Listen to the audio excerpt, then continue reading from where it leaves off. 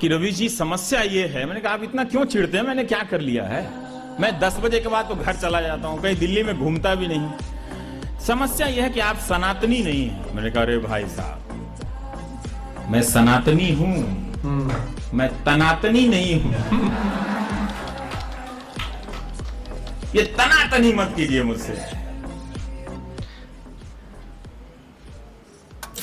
रवि जी, ये बात सही है कि लोकतंत्र में मीडिया चौथा खंभा है, लेकिन मीडिया में जिस प्रकार सरकार की आलोचना आपके माध्यम से की जाती है, तो सरकार के सकारात्मक कार्यों की चर्चा भी होनी चाहिए। यह मीडिया का दायित्व बनता है। अच्छा सवाल किया आपने। सरकार के सकारात्मक कार्यों की चर्चा करने के लिए एक सूचना एवं प्रसारण मंत्री होता है, जिसके पास पूरा एक मंत्रालय होता है, जिसके पास करोड़ों रुपया का बजट होता है। ठीक, वो क्या करेगा फिर? नहीं, वो ठीक है ना, वो क्या करेगा? सरकार के कार्यों को अभी मैं जवाब दे रहा हूँ आपको। हम जो नकारात्मक जिसको आप कहते हो नकारात्मक नहीं, मैं उसको कहता हूँ फीडबैक है। अगर मैं यूनिवर्सिटी पे 27 दिन लगा के, इतने दिन प्रकाश जावड़ेकर जी ने मीटिंग नहीं की होगी, आपके बिहार के शिक्षा मंत्री को पता नहीं होगा इतने कॉलेजों का, और यूपी के शिक्षा मंत्री ने इतनी मीटिंग नहीं की होगी जितना फीडबैक मैं अकेले अपने दम पे निकाल के लाया हूँ। आपके साथी पत्रकार सीधा सीधे अर्नब गोस्वामी के बारे में बोलते हैं, हर किसी के पास कुछ खूबियां होती हैं, तो फिर आपको अर्नब गोस्वामी जी में क्या खूबियां नजर आती हैं या फिर क्या? देखिए, मैं कोई बॉर्नवीटा कॉम्प्लेक्स में नहीं आया हूँ, ठीक है, कंपटीशन में नहीं आया हूँ कि उनकी खूबियां बताऊंगा, ठीक है, ये इसको रहने दीजिए। उनमें जब खूबियां नजर आ जाएंगी तो वो भी बता देंगे आपको। अभी में तो कुछ नहीं है। क्या बात है सर, क्या बात है सर, क्या बात, ये बात है।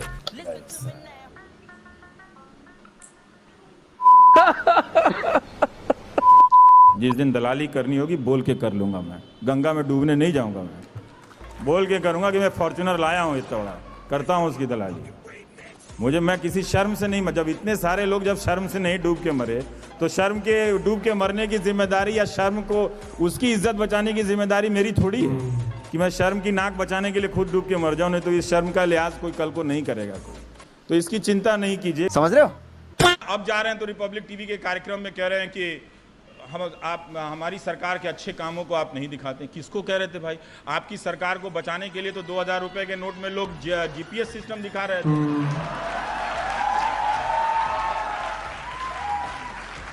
अब भी आप कह रहे हैं कि आपकी सरकार के अच्छे कामों को नहीं दिखाते। में चिप लगी हुई है 2000 रुपए के हर एक नोट पर NGC नैनो GPS चिप लगा हुआ होगा। बल्कि इनकम टैक्स डिपार्टमेंट में इसका सिग्नल जाएगा, क्योंकि ये सीधे सैटेलाइट की ओर सिग्नल ट्रांसमिट करेगा और वहां पर पहुंचेगा ताकि उस पैसे को निकाला जा सके, रिकवर किया जा सके। और 120 मीटर नीचे मिट्टी के दबा होगा तो भी पता चल जाएगा कि यहाँ पर ये 2000 का दिनों से ऐसे शर्म नहीं आती। टीवी फिक्स है, कश्मीर, कोई पाकिस्तान, बोल देता है, कोई सर्वनिया करते हैं, फिर लौट के गाय। पहले सारा संघर्ष किया, लोगों को मरवाया कि ये पशु नहीं माता है, अब कह रहे हैं इसको राष्ट्रीय पशु घोषित करो। क्यों घोषित करो? ऐसे ही नीतीश कुमार ने भी कहा कि वो भी ऐसा महसूस करते हैं कि राज्यों के साथ भी इस तरह का हो रहा है। नीतीश कुमार जी को छोड़िए, क्योंकि राजनेता तो बहुत, तो विरोधी ही कहेगा ना भाई, आपके बारे में दूसरा काउंटर व्यू कौन करेगा? शिवराज सिंह चौहान तो कहेंगे नहीं, वसुंधरा राजे तो कहेंगे नहीं, तो विरोधी ही कहेगा ना। तो जो विरोधी कह रहा है कि इस तरह की स्थिति है, मैं उसी संदर्भ में आपसे पूछ रहा हूं ना। तो ये मुझे डर ये है कि फेक न्यूज जो शायद चाइना या पाकिस्तान से भारत के चुनाव को प्रभावित करने के लिए शायद फैलेगी, हम आपस के झगड़े के बीच में हमें ऐसा लगेगा कि ये भाजपा वाले कांग्रेस के खिलाफ फैला रहे हैं, कांग्रेस वाले भाजपा के खिलाफ फैला रहे हैं। अच्छा, और सच शायद ये हो कि बॉर्डर के उस पार बैठा कोई दूसरा व्यक्ति इसको एम्पलीफाई कर रहा हो और हम आपस में लड़ते रह जाएं। ये भी एक सच है, पर इसका मतलब ये नहीं है कि भाजपा वाले नहीं। दूसरी बात, मैं आपसे असहमत मैं बता रहा हूँ, आप कहते हैं, लेकिन मीडिया मोदी के कवर में बैठ के, क्योंकि क्या है, क्यों करता है बताऊं? कि एक तो डर के मारे अब कर नहीं सकता, असली काम बात यह है, तो औकात नहीं।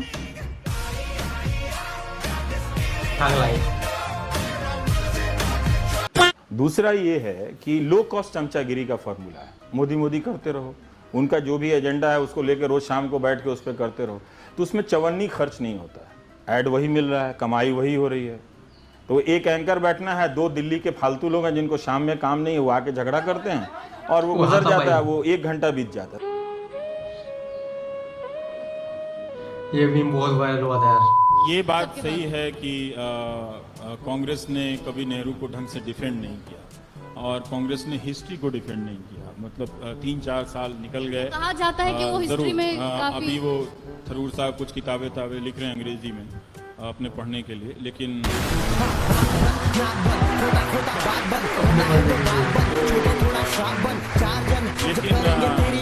हम डिस्कशन में अभी हैं।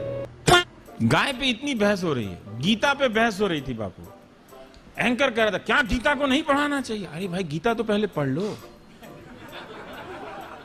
कृष्ण ने अर्जुन को इसी तरह से गुस्सा होकर पैनल में डिस्कशन गीता का उपदेश दिया था क्या?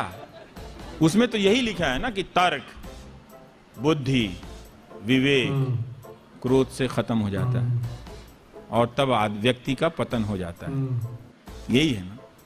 तो जो अपने व्यवहार में, अपने चरित्र में एंटी गीता है, वही गीता का सपोर्टर बना हुआ है। वो जो मैंने कहा ना कि उद्घाटन वृक्षारोपण का, समापन जंगल का, और पहले मास्टर तो बहाल करो, फिर बाद में गीता भी पढ़ाना। हर जगह 1-1 लाख टीचर की कमी है। 5 लाख के करीब हमारे राज्य में कमी है। मध्य प्रदेश में 1.25 लाख टीचर की कमी है। टीचर आपके पास है ना संस्कृत का, ना मैथ्स का, ना फिजिक्स का, पढ़ाएंगे गीता? नहीं, ये मजाक हो रहा है। ट्रोलिंग होती है ना, तो बोलते हैं कि अगर इस पॉलिटिकल पार्टी का नहीं है तो वो पॉलिटिकल पार्टी फंड कर रही है, तो वहां से कभी रुपया आया नहीं। यार विपक्ष वालों को अपना फंड करने का तो पैसा नहीं है, मुझे क्या फंड है ना। 95% जो चंदा है वो बीजेपी को मिल रहा है और जिसको 15% मिल रहा है वो अपनी पार्टी नहीं चला पा रहा है, मुझे फंड करेगा। ये कमाल है। ये लोगों को ये सब चक्कर में नहीं पड़ना चाहिए।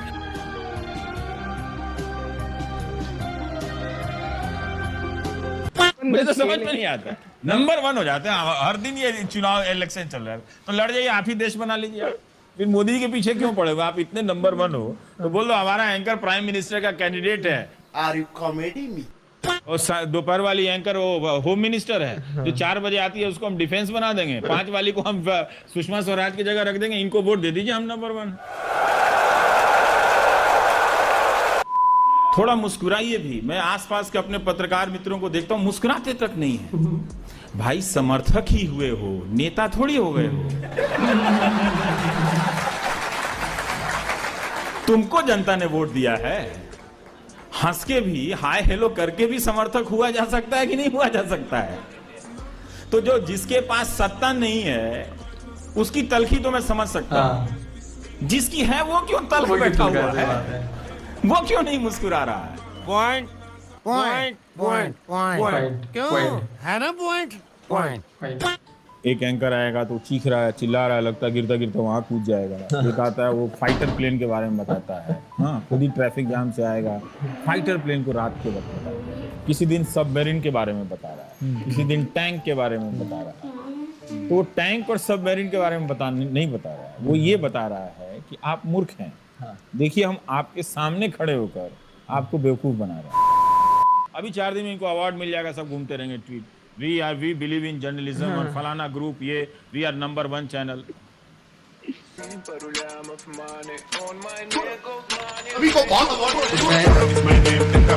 तो फ्रेंड्स, ये थी thug life of Ravish Kumar. इसका हम पार्ट 1 पहले बना चुके थे, पार्ट 2 था। तो आई होप कि वीडियो आपको अच्छी लगी होगी। जिनका ये वीडियो है उनके चैनल का लिंक मैं डिस्क्रिप्शन में दूंगा, जाके चेक कर सकते हैं। बहुत अमेजिंग वीडियोस बनाते हैं। तो आई होप कि ये वीडियो आपको अच्छी लगी होगी। अगर आपको वीडियो अच्छी लगी तो वीडियो को लाइक करें। अगर आप चाहते हैं कि इस टाइप की वीडियो मैं आपके लिए और लेकर आऊँ तो मुझे सपोर्ट कर सकते हैं। मुझे सपोर्ट करने के लिए मेरे चैनल सब्सक्राइब कर सकते हैं। नेक्स्ट वीडियो में मिलेंगे किसी नेक्स्ट टॉपिक के साथ। तब तक अपना बहुत सारा ध्यान रखिए। Bye bye.